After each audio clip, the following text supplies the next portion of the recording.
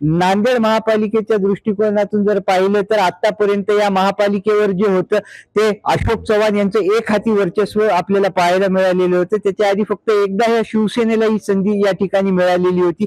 आता 7 वर्षांना महापालिकेच्या निवडणुका होणार आहे आणि 81 जागेसाठी 491 लोक या वेळेला रिंगणात उतरलेले आहेत। माझ्यासोबत फर्स्ट टाइम वोटर आहेत जे आपल्या महापालिकेमध्ये पहिल्यांदा मतदान करत आहेत। दादा, काय काय तुझ्या संकल्पना राहणार आहेत? महापालिकेचं मतदान आहे 15 तारखेला।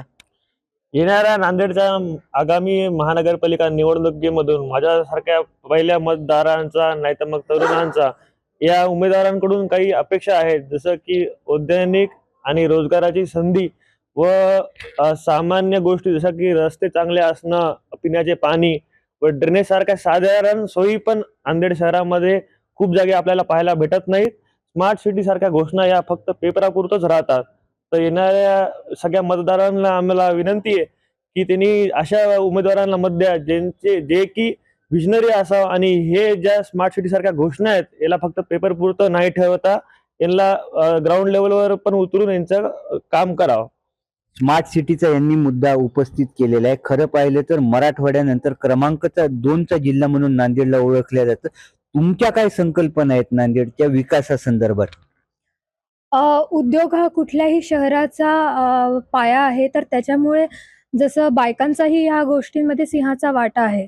आधी आपण पाहत होतो की नांदेड टेक्सटाईल मिल वगैरेमुळे बायकांना थोडंफार एक हातभार लावता येत होता घरासाठी। पण आता माझी इच्छा आहे की महानगरपालिकेने जास्तीत जास्त ज्या महिला बचत गट आहेत तर त्यांना पाठिंबा द्यावा, त्याच्यामध्ये थोडंसं इनपुट टाकावं। सोबत सध्या आपण पाहतो की खूप साऱ्या ज्या महिला आहेत तर त्यांच्या कलाकौशल्यासाठी इथे काहीही वाव नाही, तर त्याच्यासाठी एखादं जर व्यासपीठ महानगरपालिकेने आपल्याला दिलं तर त्या बायकांसाठी पण एक रोजगार सुरू होईल व त्यांच्या घरामध्ये पण तेवढंच सुख आणि शांती असेल। महिला सशक्तीकरण झाले पाहिजे, महिला व्यावसायिक झाल्या पाहिजे, यांची आग्रही मागणी होती। तुमच्या काय संकल्पना आहेत? मी एक विद्यार्थिनी असून आणि आता एक शिक्षण क्षेत्रामध्ये काम करत असून माझा रोज संपर्क वेगवेगळ्या विद्यार्थिनींसोबत होतो। तर मला असं वाटतं की नांदेड हे एक जिल्ह्याचं केंद्र नसून आता एक शिक्षणाचं केंद्र पण बनलेलं आहे। 11वी 12वी डिप्लोमा, इंजिनिअरिंग, मेडिकल ह्याच्या शिक्षणासाठी वेगवेगळ्या राज्यातल्या वेगवेगळ्या भागातून नांदेडमध्ये विद्यार्थिनी शिकायला येतात। मला असं वाटतं की महापालिकेने त्यांच्या सुरक्षेचा जी गोष्ट आहे त्याला फर्स्ट प्रायोरिटीवर त्यांच्यावर काम करावं। पूर्ण नांदेडमध्ये CCTV बसवून त्यांच्या ज्या दुसऱ्या घरातल्या ज्या मुली आहेत त्यांच्या सुरक्षेसाठी महापालिकेने काम करावं। सुरक्षित नांदेडचा यांनी मुद्दा उपस्थित केलेला आहे। तुमच्या काय संकल्पना राहणार आहेत? कारण की अनेक तरुण जे आहेत ते रोजगारासाठी नांदेडच्या बाहेर जात आहेत।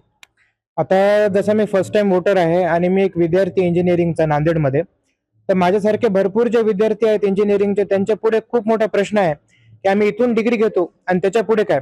कारण नांदेडमध्ये औद्योगिक जे वाटचाल आहे ते खूप हळू आहे, म्हणजे नाहीसच प्रमाणात आहे।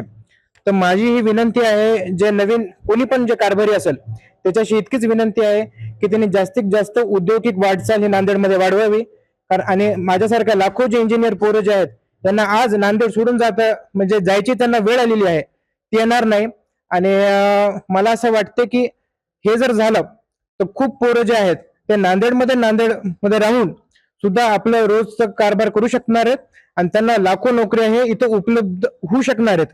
ही नांदेडमध्ये कॅपॅसिटी आहे आणि मला असं वाटतं की संभाजीनगर नंतर मराठवाड्याचं मोठं शहर हे नांदेड म्हणून नांदेडचं नाव येण्याची खूप मोठी क्षमता हे नांदेडच्या लोकांमध्ये पण आहे आणि इथं उद्योगामध्ये पण आहे। पण ह्याच्यावर कोणीतरी काम करावे हीच आमच्या नवीन जे वोटर आहेत त्यांची अपेक्षा ही सरकारकडून आहे। नांदेडमध्ये स्मार्ट सिटी ही फक्त कागदावरच आहे। महिलांसाठी इथं आपण महापालिका अस्तित्वात आल्यानंतर जे महिलांना व्यासपीठ मिळायला पाहिजे होतं ते व्यासपीठ मिळालेलं नाहीये, ते व्यासपीठ लवकरात लवकर मिळालं पाहिजे। तसंच महिलांसह नांदेडमध्ये सुरक्षितता ही सर्वात मोठी प्रमुख मुद्दा जो आहे त्या फर्स्ट टाइम वोटर्सनी या ठिकाणी आपल्या सोबत बोलताना सांगितलेलं आहे। अभिषेक एकबोटे, ABP माझा, नांदेड। ABP माझा, उघडा डोळे बघा नीट।